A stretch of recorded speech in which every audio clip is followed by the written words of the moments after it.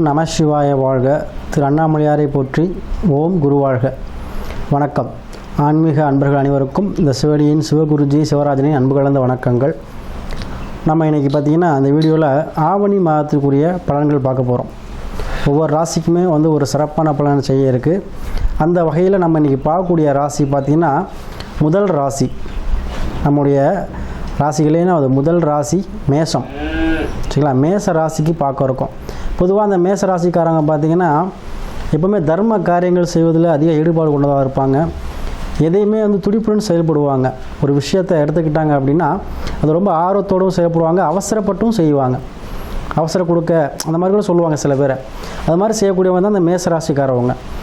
அவங்களுடைய இலக்கு பார்த்திங்கன்னா என்ன இலக்கு நினைக்கிறாங்களோ அதை நிச்சயமாக அடைவாங்க.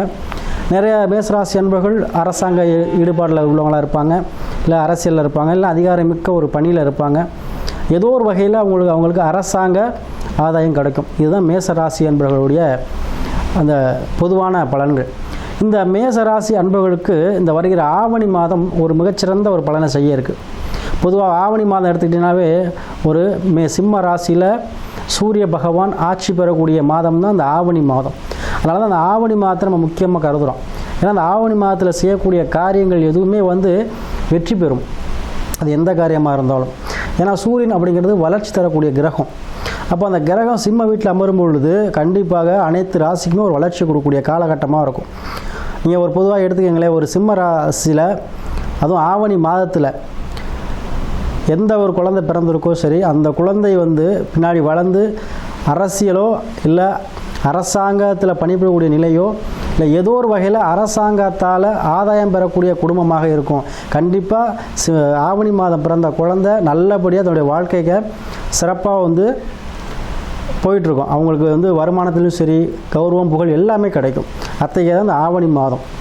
அந்த ஆவணி மாதத்தில் கிரக நிலை பார்த்திங்கன்னா மேச ராசிக்கு பார்த்திங்கன்னா உங்கள் மேச ராசியுடைய ராசிநாதன செவ்வாய் ரிஷபத்தில் 2ஆம் வீட்டில் அமர்ந்து குருவோட சேர்க்கை பெற்றிருக்கிறார். அதே போல் ராசிக்கு 4ஆம் வீடான கடகத்தில் புதன் இருக்கார். அதாவது 5ஆம் வீடான சிம்மத்தில் பார்த்திங்கன்னா சூரியனும் ப்ளஸ் சுக்கிரனும் இருக்காங்க. 6ல் கன்னியில் கேது இருக்கார். அதே போல் உங்களுக்கு ராசிக்கு 10ல் சனி இருக்கார், வக்ரமாக இருக்கார். அதே போல் 11ல் ராகு இருக்கார். சரிங்களா? பொதுவாக இந்த ஆவணி மாதத்தில் உங்கள் ராசிநாதன் என்ன பண்ணுறாருன்னா குருவோட சேர்றார்.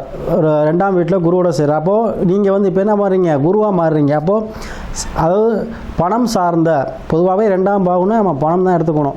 வருமானம், குடும்பம், தனம், குடும்ப உறுப்பினர்கள், வாக்கு, இதெல்லாமே குறிக்கும்.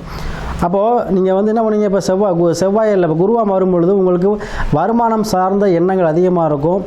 அதே போல் மற்றவருக்கு அறிவுரை சொல்லக்கூடிய ஆளாக இருப்பீங்க. உங்களுடைய எல்லா குணங்கள் எல்லாமே கொஞ்சம் சாந்தமாக போகக்கூடிய குணமாக இருக்கும். பொதுவாக இந்த குருவோட சேர்க்கை இருக்க வரைக்கும் எப்படி இருப்பீங்க, ஒரு மென்மையான ஒரு போக்கு கடைப்பிடிக்கக்கூடிய தன்மையை கொடுக்கும். அதே போல் பெரும் பணங்கள், அதாவது யாருக்கெல்லாம் பண தேவை இருக்கோ அவங்களுக்கு அந்த பணத்தை தேவையை நிறைவேற்றி கொள்ளக்கூடிய மாதமாக அந்த மாதம் இருக்கும். ஏன்னா குரு செவ்வாய் சேர்க்கை இருக்கிறனால உங்களுக்கு கண்டிப்பாக உங்களுக்கு பணம் பூர்த்தி ஆகக்கூடிய அளவுக்கு உங்களுக்கு எதிர்பார்த்த பண வரவு கண்டிப்பாக இருக்குங்க இந்த மாதம். அதுலேயும் குருவாக இருக்கனால கண்டிப்பாக எதையுமே ஒரு யோசித்து முடிவெடுத்து செய்வீங்க. அது உங்களுக்கு வாழ்க்கையில் சக்ஸஸை கொடுக்கும். அதே போல் உங்களுக்கு 4ல் பார்த்திங்கன்னா புதன் இருக்கார். அப்போது வீடு கட்ட நினைக்கிறவங்க, ஒரு இடம் வாங்க நினைக்கிறவங்க, ஒரு பத்திரப்பதிவு செய்ய நினைக்கிறவங்க, அட்லீஸ்ட் ஒரு திருமணம் சார்ந்த விஷயத்துக்காகவாச்சும் ஒரு பத்திரிக்கை அடிக்கிறது, அந்த மாதிரி ஒரு சூழ்நிலைகளை இந்த மாதம் உங்களுக்கு கொடுக்கும். ஏன்னா 4ல் புதன் இருக்கிறது கண்டிப்பாக இடம் சார்ந்து, வீடு சார்ந்து ஏதோ ஒரு வகையில் பேச்சுவார்த்தைகள், அது கொடுக்கலாக இருக்கலாம், வாங்கலாக இருக்கலாம், அதாவது இல்லை ஒரு ரியல் எஸ்டேட் பிஸ்னஸாக இருக்கலாம். ஏதோ ஒரு வகையில் உங்களுக்கு அந்த விஷயங்கள் உங்களை தேடி வரும். அதே போல் 5ஆம் பாகம் சொல்லக்கூடிய பாகம் உழைப்பில்லாத வருமானம் சொல்லக்கூடிய இடத்துல 5 சூரியன் இருக்கார். கண்டிப்பாக குழந்தைகளுக்காக மேற்கல்வி கற்றுக்கிறதுக்கோ அல்லது அரசாங்கத்தில் ஏதோ உதவி கேட்டிருந்தீங்கன்னா கூட அந்த லோனோ விஷயமோ இல்லை ஏதோ ஒரு விஷயம் அரசாங்கத்தை நாடி இருந்தீங்கன்னா அது உங்களுக்கு ஃபேவரட்டாக முடியக்கூடிய காலமாக அந்த ஆவணி மாதம் இருக்குங்க. அதுபோல் சுக்கிர பகவான் இருக்கிறார். கண்டிப்பாக சொகுசு வாகனங்கள் வாங்கலாம்.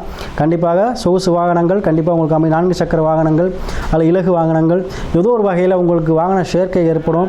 குழந்தைகள் மூலமாக மகிழ்ச்சி இருக்கும். குழந்தைகளுக்கு நீங்கள் வேலைவாய்ப்பு தேடினீங்கன்னா அவங்களுக்கு வேலைவாய்ப்பு கிடைக்கிறதுக்கு அதிக வாய்ப்புகள் இருக்குது. உங்கள் குழந்தைகள் படிப்புக்காக கண்டிப்பாக நீங்கள் செலவு செய்யலாம். கண்டிப்பாக அதில் தேர்ச்சி பெறுவாங்க. அதே போல் உங்களுக்கு எப்போவுமே இந்த 1.5 வருஷ காலமே பார்த்திங்கன்னா உங்களுக்கு மேச ராசிக்கு 11 சனி இருக்கிறார். சரிங்களா? 11 சனி வந்து வக்ரமாக இருந்தாலும் கூட கண்டிப்பாக என்ன பண்ணுவோம், உங்களுக்கு தொழிலில் இன்வெஸ்ட் பண்ண வைப்பார். சரிங்களா? அப்போ தொழிலில் வந்து நீங்கள் கண்டிப்பாக இன்வெஸ்ட் பண்ணுவீங்க. அது மூலமாக உங்களுக்கு இன்னொரு தொழில், புதிய தொழில் அமைப்பதற்கான சூழ்நிலைக்கும் இந்த ஆவணி மாதம் இருக்கும். கண்டிப்பாக இந்த ஆவணி மாதம் வளர்ச்சிக்கு தரக்கூடிய மாதம், அனைத்திலுமே வளர்ச்சி தரும். அப்போ தொழில் வளர்ச்சி, நீங்கள் என்ன நினைக்கிறீங்களோ, என்ன செய்ய நினைக்கிறீங்களோ அதில் வளர்ச்சியை கொடுக்கக்கூடிய மாதமாக இந்த மேச ராசிக்கு இருக்கும். ஏன்னா திரிகோணஸ்தானம் சொல்லக்கூடிய 5ஆம் பாவத்தில் சூரியன் உங்களுக்கு அமர்கிறார். அப்போ 1, 5, 9, அதாவது உழைப்பில்லாத வருமானம், மகாலட்சுமி பாக்கியம் சொல்லி 9ஆம் பாக்கியம், உங்கள் லக்ன பாவகம், ராசி பாவகம் இதெல்லாம் சேர்ந்து செயல்படுவதனால உங்களுக்கு கண்டிப்பாக அரசு சார்ந்த விஷயத்தில் ஒரு ஆதாயமோ, அரசு சார்ந்த விஷயத்தில் ஒரு அனுகூலமோ, ஏதோ ஒரு வகையில் உங்களுக்கு முன்பின் தெரியாதவர்கள் இல்லை அல்லது ஊர் தலைவர் இல்லை அரசியல் உள்ளவங்க ஏதோ ஒரு வகையில் உங்களுக்கு உதவி செய்வாங்க. அதன் மூலமாக உங்களுக்கு வாழ்க்கையில் உள்ள பணிச்சுமைகள், அதாவது வறுமை, கடன் பிரச்சனை, இந்த மாதிரி உள்ள பிரச்சனைகளுக்கெல்லாம் ஒரு தீர்வு கிடைக்கும் உங்களுக்கு இந்த மாதம். அதை பயன்படுத்திங்க. கண்டிப்பாக இந்த ஆவணி மாதங்கிறது மேச ராசிக்கு ஒரு உன்னதமான மாதம். சரிங்களா? 5ஆம் பாவம் காலபுருஷனுக்கும் 5ஆம் பாவகம், உங்களுக்கும் மேச ராசிக்கு முதல் ராசிக்கும் அது 5ஆம் பாவகம். அப்போ 5ஆம் பாவங்கிறது நீங்கள் உழைப்பில்லாத வருமானம் சொல்லக்கூடாது. நம்ம வந்து தேடி போக வேண்டியதில்லை. சில தானாக முன் பிரிவில் செஞ்ச நம்ம என்ன வினை செஞ்சுருக்கோமோ, முன்பில் செஞ்ச புண்ணியத்துக்கு பலனை ஆவணி மாதம் கொடுக்கும். சரி, அப்போ போன பிறகு நம்ம என்ன செஞ்சுருக்கோமோ அந்த பலன் உங்களுக்கு கண்டிப்பாக இந்த மாதம் கிடைக்கும். அதுவும் சூரியன் ஆட்சி பெற்றிருக்கும் பொழுது கண்டிப்பாக போன பிறகு செஞ்ச புண்ணியத்துக்கு பலனை இந்த ஆவணி மாதம் அணியக்கூடிய காலம், அதாவது முன்னோர்கள் ஆசி மூலமாக கிடைக்கும். சரிங்களா? பொதுவாக அந்த ஆவணி மாதம் முன்னோர்கள் ஆசி கிடைக்கக்கூடிய மாதமாக இருக்கும். அதனால் உங்களுக்கு முன்னோர்கள் ஆசையும் கிட்டும். குலதெய்வ வழிபாடும் செய்வீங்க. குலதெய்வத்துக்கு போகக்கூடிய சூழ்நிலை உருவாக்கி கொடுக்கும். ஏன்னா 5ஆம் பாவம் குலதெய்வம். இப்போ கண்டிப்பாக உங்களுக்கு குலதெய்வ வழிபாடு உங்களுக்கு வந்து கண்டிப்பாக கை கொடுக்கும். அதே போல் குழந்தைகள் மூலமாக மகிழ்ச்சி கிடைக்கும். குழந்தைகள் மூலமாக உங்களுக்கு பெயர், கௌரவம், புகழ் எல்லாமே கிடைக்குங்க. அதே போல் யாராச்சும் வந்து இந்த மாதிரி வாடகை ஒரு பில்டிங் கட்டி வாடகைக்கு விடுறது, இந்த மாதிரி சூழ்நிலையும் உங்களுக்கு அமையும். அப்போ கண்டிப்பாக இந்த ஆவணி மாதங்கிறது கண்டிப்பாக உங்களுக்கு அனைத்திலுமே உங்களுக்கு நல்ல ஒரு மகிழ்ச்சியான மாதமாக இருக்கும். அதை பயன்படுத்தியங்க. மேசராசி என்பது தொடர்ச்சி நமக்கு ரொம்ப ஜாதகங்கள் அனுப்பி ஆதரவு கொடுத்து வரீங்க. அனைவருக்கும் நன்றியை சொல்லி, இந்த ஆவணி மாதங்கிறது மேசராசிக்கு வாழ்க்கை தரம் உயர்வதற்கு, அதே போல் பார்த்திங்கன்னா உங்கள் ராசிக்கு 11ஆம் பாவத்தில் சனி பகவான் வக்ரம் இருக்கிறார். அதே போல் 12ல் ராகு பகவான் இருக்கிறார்.